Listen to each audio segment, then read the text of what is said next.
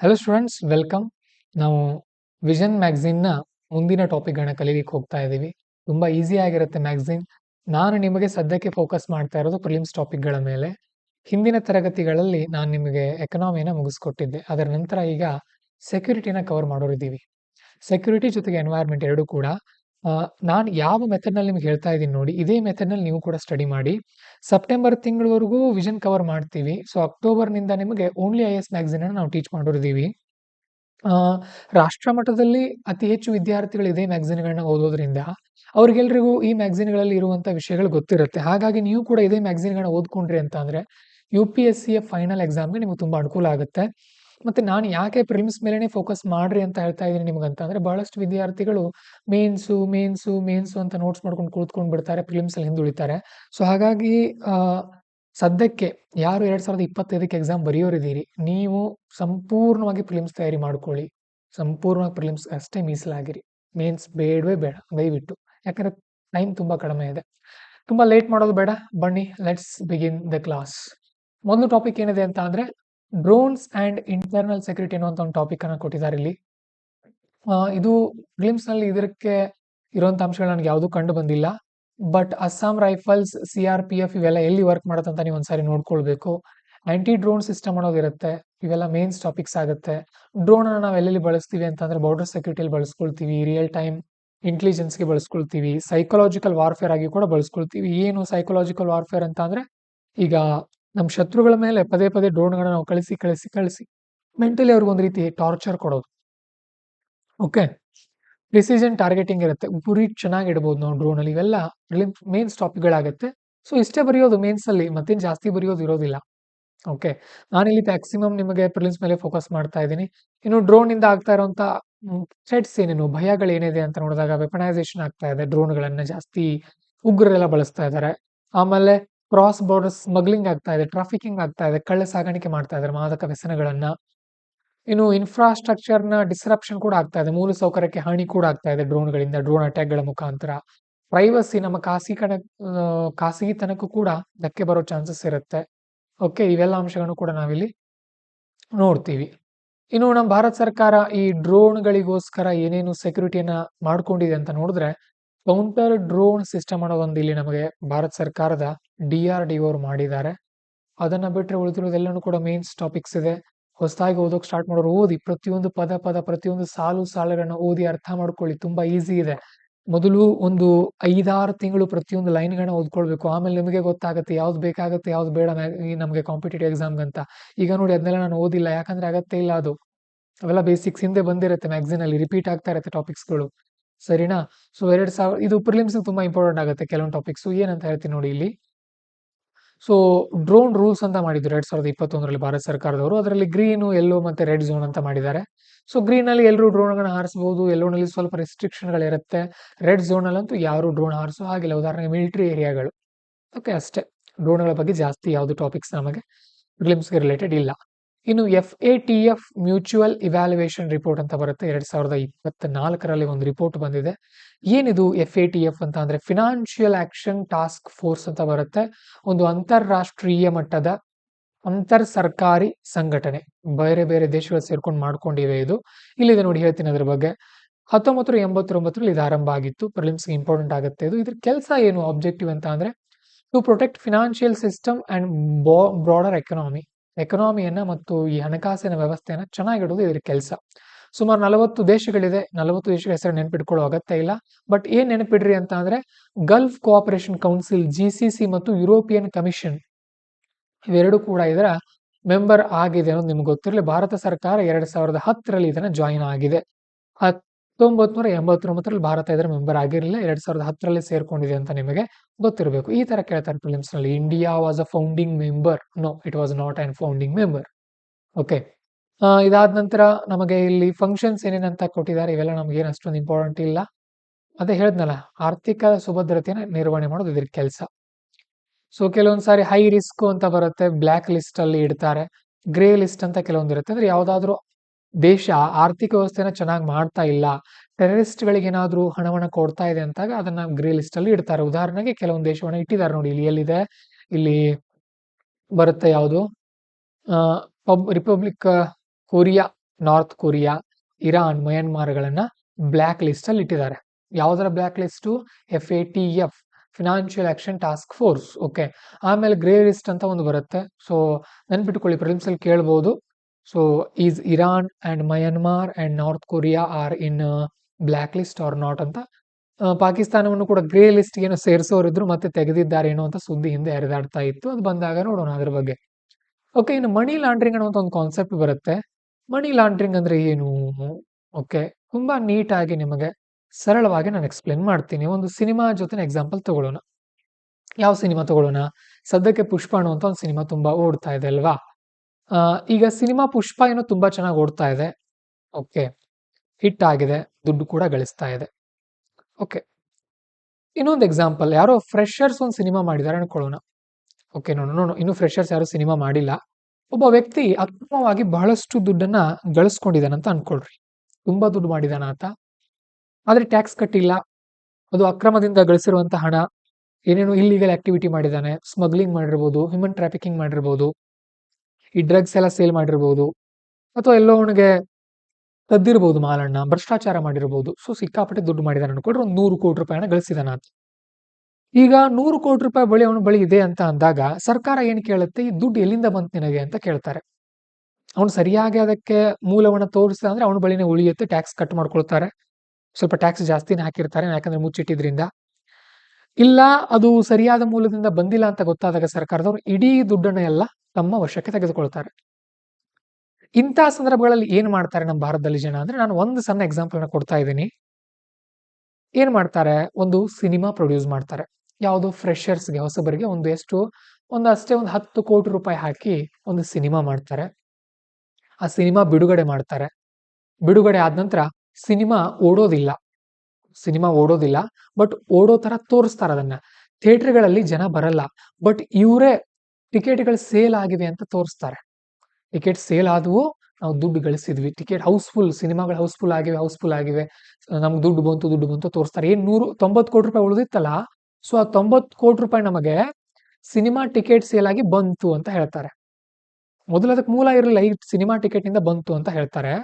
Okay, so ಇದಾದ ನಂತರ 90 ಕೋಟಿ ರೂಪಾಯಿನಲ್ಲಿ ಟ್ಯಾಕ್ಸ್ ಕಟ್ತಾರೆ ಒಂದು 20 ಕೋಟಿ, 70 ಕೋಟಿಯನ್ನ ತಮ್ಮ ಬಳಿ ಇಟ್ಕೊಳ್ತಾರೆ. ಅರ್ಥ ಆಯ್ತಾ? ಸೊ ಈಗ ಇಲ್ಲೀಗಲ್ ಆಗಿದ್ದಂತ ದುಡ್ಡು ಲೀಗಲ್ ಆಗಿ ತಮ್ಮ ಜೇಬಿಗೆ ಬಂತು. ಇದು ಒಂದು ಮಾರ್ಗ. ಅರ್ಥ ಆಯ್ತಾ?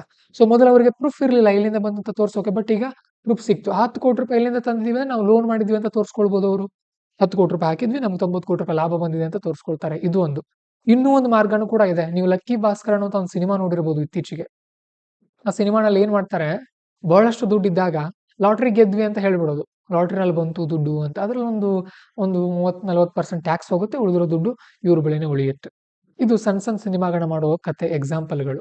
ಇನ್ನು ಪುಷ್ಪ 2 ಅದು ಓಡ್ತಾನೆ ಇದೆ, ಅದ್ರ ಪಾಡಿಗೆ ದುಡ್ಡು ಗಳಿಸ್ತಾ ಇದೆ. ಅಂಥದ್ರಲ್ಲಿ ಇದೆಲ್ಲ ನಮಗೆ ಕಂಡು ಬರಲ್ಲ. ಬಟ್ ಮ್ಯಾಕ್ಸಿಮಮ್ ಭಾರತದಲ್ಲಿ ಸಿನಿಮಾ ಕ್ಷೇತ್ರದಿಂದ ಬಹಳಷ್ಟು ಬ್ಲ್ಯಾಕ್ ಮನಿಯನ್ನ ವೈಟ್ ಮಾಡ್ತಾ ಇದ್ದಾರೆ. ಅದಕ್ಕೆ ನೋಡಿ ನೀವು ಒಂದು first day is collection, second day is collection ಎಲ್ಲ ಇಲ್ಲೀಗಲ್ ಮನಿ, ಅದು ಗೊತ್ತಿರಲಿ. ಬಹಳಷ್ಟು ಇಲ್ಲೀಗಲ್ ಆಕ್ಟಿವಿಟೀಸ್ ಕೂಡ ನಡೀತಾ ಇದೆ. ಆ ತರ ಮನಿ ಲಾಂಡ್ರಿಂಗ್ ಅಂದ್ರೆ ಏನು? ಲಾಂಡ್ರಿ ಅಂದ್ರೆ ಏನು? ತೊಳೆಯೋದು. ಏನ್ ತೊಳಿತಾರೆ? ಬಟ್ಟೆ ತೊಳಿತಾರೆ. ಇಲ್ಲಿ ಮನಿ ಲಾಂಡ್ರಿಂಗ್ ಅಂದ್ರೆ ಹಣವನ್ನ ತೊಳಿತಾರೆ. ಕಪ್ಪು ಹಣವನ್ನ ಸ್ವಚ್ಛ ಮಾಡಿ ಬಿಳಿ ಹಣ ಮಾಡ್ತಾರೆ. ಅಂದ್ರೆ ಕಲರ್ ಚೇಂಜ್ ಆಗತ್ತಾ ನೋಡುದು?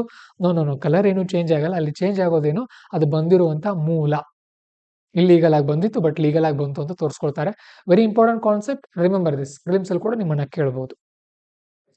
ಸರಿ, ಇನ್ನು ಟೆರರಿಸ್ಟ್ ಫಿನಾನ್ಸಿಂಗ್ ಅಂತ ಒಂದು ಟರ್ಮ್ ಬರುತ್ತೆ. ಟೆರರಿಸ್ಟ್ ಫಿನಾನ್ಸಿಂಗ್ ಅಂತ ಅಂದ್ರೆ ಈ ಉಗ್ರರಿಗೆ ಹಣಕಾಸಿನ ಹಣಕಾಸಿನ ವ್ಯವಸ್ಥೆನ ಮಾಡಿಕೊಡೋದು. ಓಕೆ, ಅದನ್ನ ಟೆರರಿಸ್ಟ್ ಫಿನಾನ್ಸಿಂಗ್ ಅಂತ ಕರಿತೀವಿ. ಉಳಿದಿರೋದು ಇಲ್ಲೆಲ್ಲ ಅಷ್ಟೊಂದು ಅಂಶಗಳು ಯಾವ್ದು ನಮಗೆ ಕಂಡು ಬಂದಿಲ್ಲ ಪ್ರಿಲಿಮ್ಸ್ಗೆ ಬೇಕಾಗಿರೋದು. ನಮ್ಮ ಭಾರತ ಸರ್ಕಾರ ಏನೇನ್ ಮಾಡಿದೆ ಈ ರೀತಿ ಮನಿ ಲಾಂಡ್ರಿಂಗ್ ಆಗಬಾರ್ದು, ಟೆರರಿಸ್ಟ್ ಫೈನಾನ್ಸಿಂಗ್ ಆಗಬಾರ್ದು ಅಂತ ಅಂದ್ರೆ, prevention of money laundering act 2002 ಅಂತ ಇದೆ. ಅದರ ಅಡಿಯಲ್ಲಿ ಶಿಕ್ಷಣ ಕೊಡಲಾಗುತ್ತೆ. Prevention of unlawful activities act 1967 ಅಂತ ಇದೆ. ಆಮೇಲೆ ಫಿನಾನ್ಷಿಯಲ್ ಇಂಟೆಲಿಜೆನ್ಸ್ ಯೂನಿಟ್ ಅಂತ ಒಂದಿದೆ. ಹಾಗೇನೆ ಡೈರೆಕ್ಟರೇಟ್ ಎನ್ಫೋರ್ಸ್ಮೆಂಟ್, ಇಡಿ ಅನ್ನುವಂತ ಒಂದು ಸಂಸ್ಥೆ ಕೂಡ ಇದೆ. ತುಂಬಾ ಸ್ಟ್ರಾಂಗ್ ಅದು. ಸುಮಾರು 1960ನೇ ಇಸ್ವಿನಲ್ಲೇ ಆಗ ಆರಂಭ ಆದದ್ದು, 1956-60ರಲ್ಲಿ. ಓಕೆ, ಇವೆಲ್ಲ ಒಂದು ಸಂಸ್ಥೆಗಳ ಮುಖಾಂತರ ಭಾರತ ಸರ್ಕಾರ ತನ್ನ ಕೆಲಸವನ್ನ ಮಾಡುತ್ತೆ. ಹಾಗೇನೆ ಮತ್ತೇನೇನ್ ಮಾಡಿದೆ ಭಾರತ ಸರ್ಕಾರ ಯಾವ್ಯಾವ ಸಮಸ್ಯೆಗೆ ಅಂತ ಅಂದಾಗ, ಕ್ಯಾಶ್ ಬೇಸ್ಡ್ ಎಕನಾಮಿಯಲ್ಲಿ ಮೋಸ ಆಗ್ತಾ ಇರೋದ್ರಿಂದ ಜನಧನ ಖಾತೆಗಳನ್ನ ತೆಗೆಸಿದೆ ಜನರ ಬಳಿ. ಸೊ ಆನ್ಲೈನ್ ಟ್ರಾನ್ಸಾಕ್ಷನ್ಗೆ ಹೆಚ್ಚಿನ ಒತ್ತನ್ನು ಕೊಡ್ತಾ ಇದೆ. ಸೊ ಬಿಸ್ನೆಸ್ ನಲ್ಲಿ ಮೋಸ ಆಗ್ತಾ ಇತ್ತು, ಟ್ಯಾಕ್ಸ್ ಕಟ್ತಾ ಇರಲಿಲ್ಲ ಎಷ್ಟೋ ಜನ, ಅದಕ್ಕೋಸ್ಕರ GST ಅನ್ನ ತಂತು. ಬ್ಯಾಂಕ್ ಫ್ರಾಡ್ಗಳು ಆಗ್ತಾ ಇತ್ತು, ಅದಕ್ಕೋಸ್ಕರ ಸೆಂಟ್ರಲ್ ಫ್ರಾಡ್ ರಿಜಿಸ್ಟ್ರಿ ಅಂತ ಒಂದು ತಂತು. ಕರಪ್ಷನ್ಗೋಸ್ಕರ ಕರಪ್ಷನ್ ಆಕ್ಟ್ 2018 ಅನ್ನ ತಂದಿದೆ. ಇವೆಲ್ಲ ಮೇನ್ಸ್ ಗಳಲ್ಲಿ ಬೇಕಾಗುತ್ತೆ, ಫಿಲಿಮ್ಸ್ ಅಲ್ಲಿ ಜಾಸ್ತಿ ಕೇಳಲ್ಲ, ಬಟ್ ಆದ್ರೂ ಕೂಡ ನಿಮಗೆಲ್ಲ ಗೊತ್ತಿರಬೇಕು. ಹಾಗೇನೆ RBI ಕೂಡ ಕೆಲವೊಂದು ಕೆಲಸಗಳನ್ನ ಮಾಡಿಕೊಂಡಿದೆ ಈ ಒಂದು ವಿಚಾರದಲ್ಲಿ. Establishment by RBI, risk for emerging technology ಅಂತ ಹೇಳಿ ಸೆಂಟ್ರಲ್ ಬ್ಯಾಂಕ್ ಡಿಜಿಟಲ್ ಕರೆನ್ಸಿಯನ್ನು ಅದು ಆರಂಭ ಮಾಡಿತ್ತು. ಓಕೆ, ಸೊ ಇವೆಲ್ಲವೂ ಕೂಡ ಮನಿ ಲಾಂಡ್ರಿಂಗ್ಗೆ ಭಾರತ ಸರ್ಕಾರ ಮಾಡಿರುವಂತ ಕೆಲಸ. ಇನ್ನು ಮಿಲಿಟರಿ ಬಗ್ಗೆ ಇದೆ ಟಾಪಿಕ್, ಇದು ಯಾವುದೋ ಒಂದು, ಸೊ ನಮಗೆ UPSCಗೆ ಅಷ್ಟು ಇಂಪಾರ್ಟೆಂಟ್ ಅನಿಸಿಲ್ಲ ನನಗೆ. ಹಾಗೇನೆ ಆಪರೇಷನ್ ಚಕ್ರ 3 ಅಂತ ಇದೆ, ಇದು ಕೂಡ ಅಷ್ಟೊಂದು ಇಂಪಾರ್ಟೆಂಟ್ ಅನಿಸ್ಲಿಲ್ಲ. ನೆಕ್ಸ್ಟ್ ಅರಿಹಂತ ಕ್ಲಾಸ್ ಸಬ್ಮರೀನ್ ಬಗ್ಗೆ ಇದೆ, ಸ್ವಲ್ಪ ಇಂಪಾರ್ಟೆಂಟ್ ಆಗುತ್ತೆ ಇದು. INS ಅರಿಘಾಟ್ ಅಂತ ಹೇಳಿ. ಏನಿದು ಅಂತ ಅಂದ್ರೆ ಸಬ್ಮರೀನ್. ಸಬ್ಮರೀನ್ ಅಂತ ಅಂದ್ರೆ ಏನು?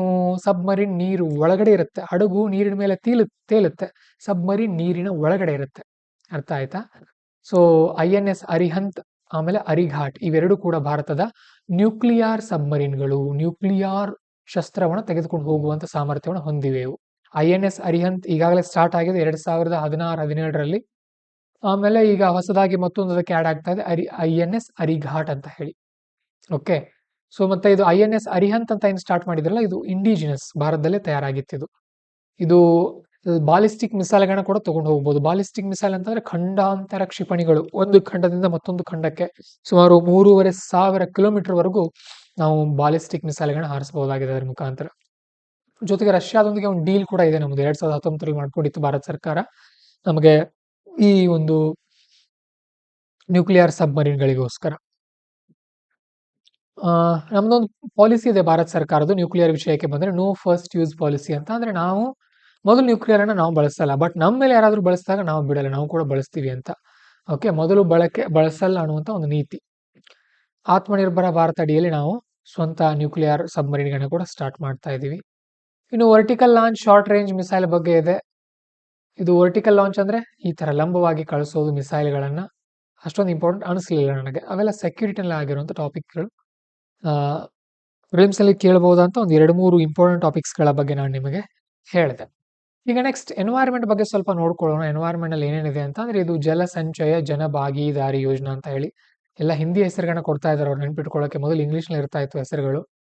ಜಲ ಸಂಚಯ ಜನ ಭಾಗೀದಾರಿ ಇದು ಸೂರತ್ ನಲ್ಲಿ ಲಾಂಚ್ ಆಗಿದೆ, ಗುಜರಾತ್ ನಲ್ಲಿ. ಸೊ ಇದ್ರ ಉದ್ದೇಶ ನೀರನ್ನ ರಕ್ಷಣೆ ಮಾಡೋದು, ಸಂರಕ್ಷಣೆ ಮಾಡೋದು. ಅದರಲ್ಲಿ ಮುಖ್ಯವಾಗಿ ರೈನ್ ವಾಟರ್ ಹಾರ್ವೆಸ್ಟಿಂಗ್, ಮಳೆ ನೀರು ಕೊಯ್ಲು ಅಂತ ಕರಿತೀವಿ ನೋಡಿ, ಆ ತರ. ಸೊ ಇದು ಯಾವ್ದ್ರ ಅಡಿಯಲ್ಲಿ ನಡೀತಾ ಇದೆ? ಮಿನಿಸ್ಟ್ರಿ ಆಫ್ ಜಲಶಕ್ತಿ, ಜಲ ಸಚಿವಾಲಯದ ಅಡಿಯಲ್ಲಿ ಇದು ನಡೀತಾ ಇದೆ. ಕೆಲವೊಂದು ವಾಟರ್ ಸ್ಟೋರೇಜ್ ಟೆಕ್ನಿಕ್ಸ್ ಇದೆ ಭಾರತದಲ್ಲಿ. ಟ್ರೆಡಿಷನಲಿ ಅಂದ್ರೆ ಸಾಂಪ್ರದಾಯಿಕವಾಗಿ ನೀರಿನ ರಕ್ಷಣೆ ಮಾಡ್ಕೊಳ್ತಾರೆ ನಮ್ಮ ಹಿರಿಯರು. ಜಲ ಮಂದಿರ್ ಅಂತ ಕರಿತೀವಿ ಗುಜರಾತ್ ಅಲ್ಲಿ, ಖಾತ್ರಿ ಅಥವಾ ಖುಲ್ ಅಂತ ಕರಿತೀವಿ ಹಿಮಾಚಲ್ ಪ್ರದೇಶ್, ಜಾಬೋ ನಾಗಾಲ್ಯಾಂಡ್ ನಲ್ಲಿ, ಎರಿ ಅಥವಾ ಉರಾನೀಸ್ ತಮಿಳುನಾಡಿನಲ್ಲಿ, ಡಾಂಗ್ಸ್ ಅಸ್ಸಾಂನಲ್ಲಿ, ಕಟಾಸ್ ಬಂಧಾಸ್ ಒಡಿಶಾ ಮಧ್ಯಪ್ರದೇಶನಲ್ಲಿ, ಪಾರ್ ಝೋದ್ ರಾಜಸ್ಥಾನ್ನಲ್ಲಿ, ಪಾಟ್ ಮಧ್ಯಪ್ರದೇಶನಲ್ಲಿ. ಇಂಡಿಯಾ ಮ್ಯಾಪ್ ಬರ್ಕೊಡ್ರಿ, ಇಂಡಿಯಾ ಮ್ಯಾಪ್ ಬರ್ಕೊಂಡು ಅಲ್ಲಿ ಆಯಾ ರಾಜ್ಯದಲ್ಲಿ ಅದನ್ನ ಬರ್ಕೊಡ್ರಿ, ನೆನಪುಳಿಯುತ್ತೆ. ಈ ತರ ಲಿಸ್ಟ್ ಅಲ್ಲಿ ನೆನ್ಪಿಟ್ಕೋಕ್ಕಾಗಲ್ಲ ಇದನ್ನೆಲ್ಲ. ಇಂಡಿಯಾ ಮ್ಯಾಪ್ ನಲ್ಲಿ ಮಾರ್ಕ್ ಮಾಡ್ಕೊಳ್ಳಿ, 2-3 ಸಾರಿ ರಿವಿಷನ್ ಮಾಡ್ಕೊಡ್ರಿ, ಕಣ್ ಮುಚ್ಕೊಂಡು ನೆನ್ಪಡ್ಕೊಳಕ್ ಟ್ರೈ ಮಾಡ್ರಿ. ಅಲ್ಪ ಸ್ವಲ್ಪ ನೆನಪಿರಲಿ, ನಾಳೆ ಎಕ್ಸಾಮ್ ಇದೆ ಅಂತಂದ್ರೆ ಇವತ್ತು ರಿವಿಷನ್ ಮಾಡ್ಕೊಂಡು ಹೋದ್ರು ಕೂಡ at least you can guess. Okay, ಇನ್ನು ವಾಟರ್ ಕನ್ಸರ್ವೇಷನ್ ಭಾರತ ಸರ್ಕಾರ ಮತ್ತೆ ಏನೇನ್ ಮಾಡಿದೆ ಅಂತಂದ್ರೆ, ಜಲ ಜೀವನ ಮಿಷನ್ ಅಂತ ಒಂದು ಯೋಜನೆ ಇದೆ, ಹರ್ ಕೇತ್ ಕೋ ಪಾಣಿ ಅಂತ ಇದೆ, ವಾಟರ್ ಶೆಡ್ ಡೆವಲಪ್ಮೆಂಟ್ ಅಂತ ಇದೆ, ಪರ್ ಡ್ರಾಪ್ ಮೋರ್ ಕ್ರಾಪ್ ಅಂತ ಒಂದು ಯೋಜನೆ ಇದೆ. ಇವೆಲ್ಲವೂ ಕೂಡ ನಿಮಗೆ ಗೊತ್ತಿರಬೇಕಾಗುತ್ತೆ. ಅಟಲ್ ಭೂಜಲ ಯೋಜನಾ ಅಂತ ಒಂದಿದೆ. ಭೂಜಲ ಯೋಜನೆ it is related to ground water, ಅಂತರ್ಜಲದ ಬಗ್ಗೆ ಇರುವಂತಹ ಒಂದು ಯೋಜನೆ ಆಗಿದೆ. ಇವೇನು ಏನ್ ಮಾಡ್ತಾರೆ ಇವೆಲ್ಲ ಹೆಸರಿನಲ್ಲೇ ಇದೆ, ಅರ್ಥ ಚೆಕ್ ಮಾಡ್ಕೊಳ್ಬೇಕು ನೀವು ಗೂಗಲ್ ಅಲ್ಲಿ ಹೋಗಿ. ನೆಕ್ಸ್ಟ್ ಮಿಷನ್ ಮೌಸಮ್ ಅಂತ ಇದೆ. ಮಿಷನ್ ಮೌಸಮ್ಗೆ ಭಾರತ ಸರ್ಕಾರ 2,000 ಕೋಟಿ ರೂಪಾಯಿಗಳನ್ನ ಮೀಸಲಿಟ್ಟಿದೆ. ಏನಿದು ಅಂತ ಅಂದ್ರೆ, ಇದೊಂದು multifaceted initiative tremendously boost India's weather and climate related science research and service. Bharat ಸರ್ಕಾರದ ಈ ಪರಿಸರಕ್ಕೆ ಸಂಬಂಧಪಟ್ಟಂತ ರಿಸರ್ಚ್ ಅನ್ನು ಹೆಚ್ಚು ಮಾಡುತ್ತೆ ಈ ಒಂದು ಮಿಷನ್ ಮೌಸಮ್ ಅನ್ನುವಂತ ಒಂದು ಯೋಜನೆ. ಯಾವ್ದ್ರ ಅಡಿಯಲ್ಲಿ ಬರುತ್ತೆ ಇದು? Ministry of earth and science. Mausam ಅಂದ ತಕ್ಷಣ ಯಾವುದೋ ಒಂದು ಜಲ ಸಚಿವಾಲಯ ಅನ್ಕೊಳ್ಳಿಕ್ ಹೋಗಬೇಡಿ, ministry of earth and science ಅಡಿಯಲ್ಲಿ ಕೆಲಸ ಮಾಡುತ್ತೆ ಇದು. ಮಿನಿಸ್ಟ್ರಿ ಆಫ್ ಅರ್ತ್ ಸೈನ್ಸ್ ಭೂ ವಿಜ್ಞಾನ ಸಚಿವಾಲಯದ ಅಡಿಯಲ್ಲಿ ಕೆಲಸ ಮಾಡುತ್ತೆ. ಓಕೆ, ಸೊ ಇದಾದ ನಂತರ ನಾವು ನೋಡ್ಬೇಕಾಗಿರೋದು, ಇದಾದ ನಂತರ ಇಲ್ಲಿ ನೆಕ್ಸ್ಟ್ ಅಷ್ಟೊಂದು ಇಂಪಾರ್ಟೆಂಟ್ ಯಾವುದೋ ಅಂಶ ನನಗೆ ಕಂಡು ಬಂದಿಲ್ಲ.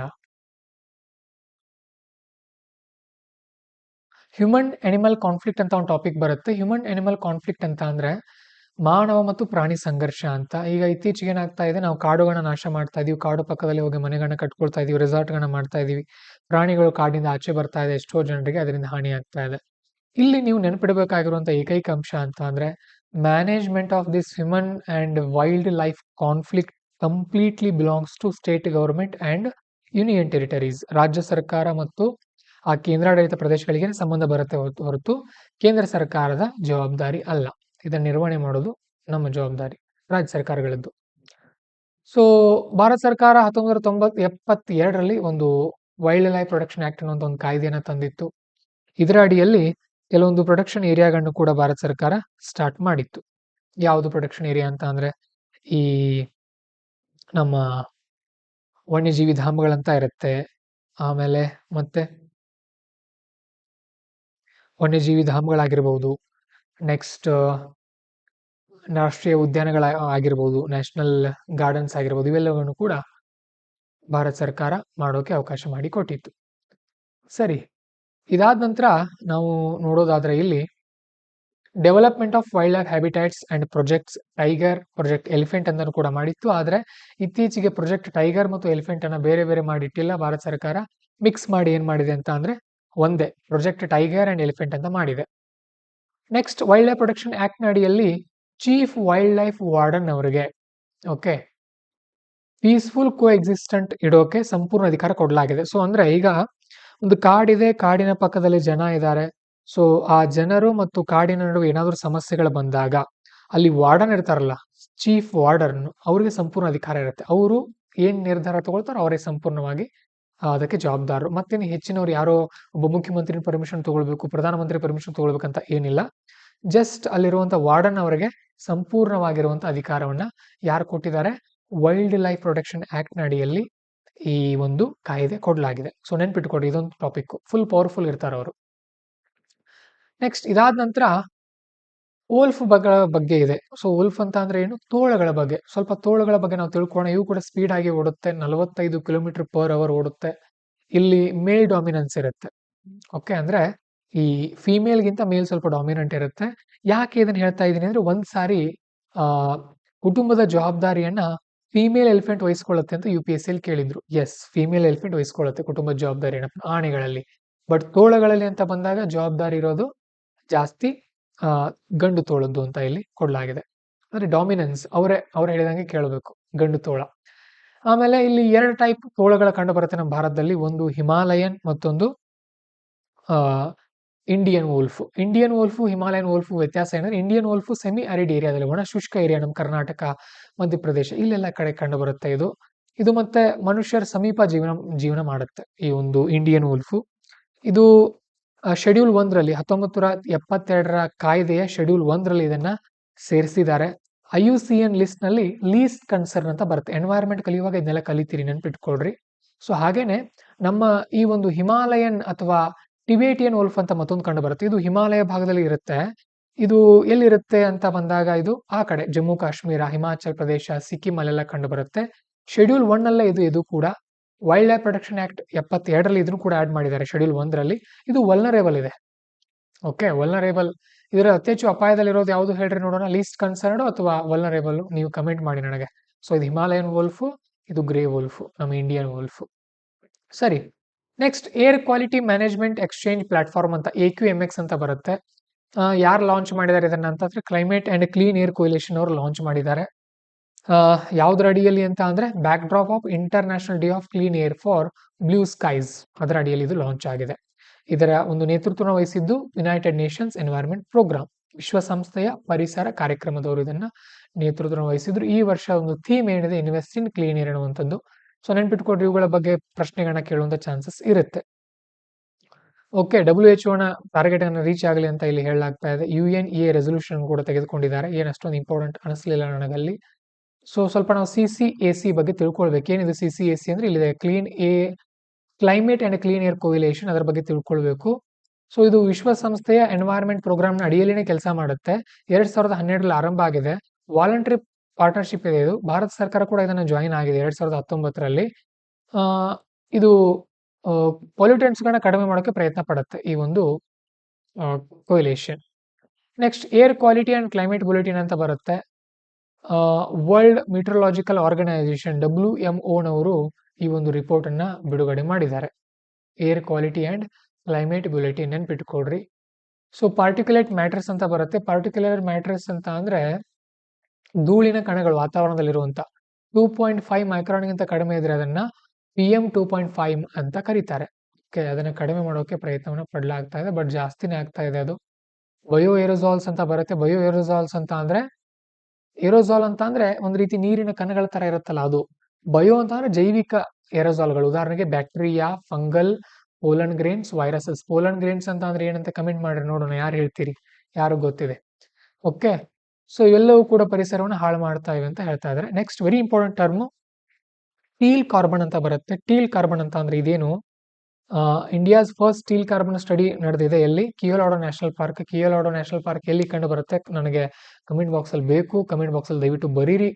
ಆಮೇಲೆ the study depicted in the potential teal carbon as tool of mitigate climate change. Teal carbon ಅಂತ ಅಂದ್ರೆ ಏನು ಗೊತ್ತಾ, ನಮ್ಮ ಈ ಒಂದು ವೆಟ್ಲ್ಯಾಂಡ್ಸ್ ಇರುತ್ತಲ್ಲ, ವೆಟ್ಲ್ಯಾಂಡ್ಸ್ ಅಂದ್ರೆ ಏನು, ಈ ಒಂದು ಸರೋವರಗಳು, ಸಿಹಿ ನೀರಿನ ಸರೋವರಗಳು, ಸಿಹಿ ನೀರಿನ ನೀರು ನದಿಗಳಲ್ಲಿ ಸ್ಟೋರ್ ಆಗುತ್ತಲ್ಲ ಕಾರ್ಬನ್, ಸೊ ಅದನ್ನ ಟೀಲ್ ಕಾರ್ಬನ್ ಅಂತ ಕರಿತೀವಿ. ನೆನ್ಪಿಟ್ಕೊಡ್ರಿ, carbon stored in non tidal fresh water wetlands. ಯಾಕಂದ್ರೆ ಹಿಂದೆ 2021-22 ಒಂದ್ಸಾರಿ UPSC ಅವ್ರು ಕೇಳಿದ್ರು. ಏನಂತ ಕೇಳಿದ್ರು ಅಂತ ಅಂದ್ರೆ, ಸಮುದ್ರದಲ್ಲಿ ಸ್ಟೋರ್ ಆಗುವಂತ ಕಾರ್ಬನ್ ಏನಂತ ಕರಿತೀವಿ ಅಂತ ಕೇಳಿದ್ರು. ಅದನ್ನ ಬ್ಲೂ ಕಾರ್ಬನ್ ಅಂತ ಕರಿತೀವಿ ಸಮುದ್ರದಲ್ಲಿ ಸ್ಟೋರ್ ಆದ್ರೆ. ಓಕೆ, ಸೊ ಟೀಲ್ ಕಾರ್ಬನ್ ಅಂದ್ರೆ ಫ್ರೆಶ್ ವಾಟರ್ ನಲ್ಲಿ ಸ್ಟೋರ್ ಆದ್ರೆ. ಗ್ರೀನ್ ಕಾರ್ಬನ್ ಅಂದ್ರೆ ಹಸಿರು ಸಸ್ಯಗಳು ಸ್ಟೋರ್ ಆಗುತ್ತೆ. ಪರ್ಪಲ್ ಕಾರ್ಬನ್ ಅಂತ ಅಂದ್ರೆ ಇಂಡಸ್ಟ್ರಿಯಲ್ ಎಮಿಷನ್ ನ ಕಾರ್ಬನ್ ಕ್ಯಾಪ್ಚರ್ ಆದ್ರೆ ಅದನ್ನ ಪರ್ಪಲ್ ಕಾರ್ಬನ್ ಅಂತ ಕರಿತೀವಿ. ಓಕೆ, ಇಂಡಸ್ಟ್ರಿಯಲ್ ಮುಖಾಂತರ ಸ್ಟೋರ್ ಆಗೋದು. ನೆಕ್ಸ್ಟ್ ಕೆಲವೊಂದ್ ಕಡೆ ರಿಲೀಸ್ ಆಗುತ್ತಲ್ಲ, ಇದು ಸ್ಟೋರ್. ಈ ಕಡೆ ಇರೋದೆಲ್ಲ ಸ್ಟೋರು, ಈ ಕಡೆ ಇರೋದೆಲ್ಲ ರಿಲೀಸ್ ಆಗೋದು. ಎಲ್ಲೆಲ್ಲಿ ರಿಲೀಸ್ ಆಗುತ್ತೆ, ಬ್ಲ್ಯಾಕ್ ಕಾರ್ಬನ್ ಅಂದ್ರೆ ಏನು, ನಮ್ಮ ಫಾಸಿಲ್ ಫ್ಯೂಯಲ್ ಪಳೆಯುಳಿಕೆ ಇಂಧನಗಳು, ಪೆಟ್ರೋಲ್ ಡೀಸೆಲ್ ಇಂದ ಹೊರಗಡೆ ಬರುತ್ತಲ್ಲ ಕಾರ್ಬನ್ ಅದು. ಆಮೇಲೆ ಫ್ಯಾಕ್ಟ್ರಿಯಿಂದ ಹೊರಗಡೆ ಬರುತ್ತಲ್ಲ ಅದು ಗ್ರೇ ಕಾರ್ಬನ್. ಆಮೇಲೆ ಈ ಬ್ರೌನ್ ಕಾರ್ಬನ್ ಅಂತ ಅಂದ್ರೆ ಆರ್ಗ್ಯಾನಿಕ್ ಮ್ಯಾಟರ್ಗಳು, ಯಾವ್ದಾದ್ರು ಒಂದು ಕೊಳೆತ ಜೀವಿಯಿಂದ ಹೊರಗಡೆ ಬರುತ್ತಲ್ಲ ಅದು ಬ್ರೌನ್ ಕಾರ್ಬನ್. ಆಮೇಲೆ ರೆಡ್ ಕಾರ್ಬನ್ ಅಂತ ಅಂದ್ರೆ ಇದು ಎಲ್ಲಿ ಅಂತ ಅಂದ್ರೆ ಇಲ್ಲಿ ಹೇಳ್ತೀನಿ ನೋಡಿ ನಿಮಗೆ.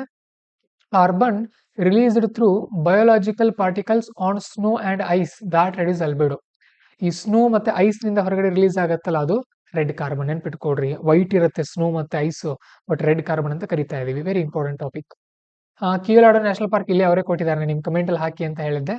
ಸೊ ಇದು ನ್ಯಾಷನಲ್ ಪಾರ್ಕ್ ಅಂತ 1982ರಲ್ಲಿ ಘೋಷಣೆ ಆಗಿದೆ. ಯುನೆಸ್ಕೋನ ವರ್ಲ್ಡ್ ಹೆರಿಟೇಜ್ ಸೈಟ್ ನಲ್ಲಿ ಕೂಡ ಬರುತ್ತೆ. ಇದು ನಮ್ಮ ರಾಜಸ್ಥಾನಲ್ಲಿ ಕಂಡು ಬರುತ್ತೆ. ಭರತಪುರ ಸ್ಯಾಂಕ್ಚುರಿ ಅಂತ ಒಂದು ಬರುತ್ತೆ, ಅಲ್ಲಿ ಕಂಡು ಬರುತ್ತೆ. ಸುಮಾರು 370 ಸ್ಪೀಶೀಸ್ ಇದೆ ಇಲ್ಲಿ, ಬರ್ಡ್ಸ್ ಅಂಡ್ ಅನಿಮಲ್ಸ್. ಪೈಥಾನ್ಸ್ ಕೂಡ ಇದೆ ಇಲ್ಲಿ. ಇದು ಮಾಂಟ್ರೆಕ್ಸ್ ರೆಕಾರ್ಡ್ ರಾಮ್ಸಾರ್ ಕನ್ವೆನ್ಷನ್ ಕೂಡ ಇದೇ ಲಿಸ್ಟ್ ಅಲ್ಲಿ ಇದೆ ಅಂತ ಇಲ್ಲಿ ಹೇಳಲಾಗ್ತಾ ಇದೆ.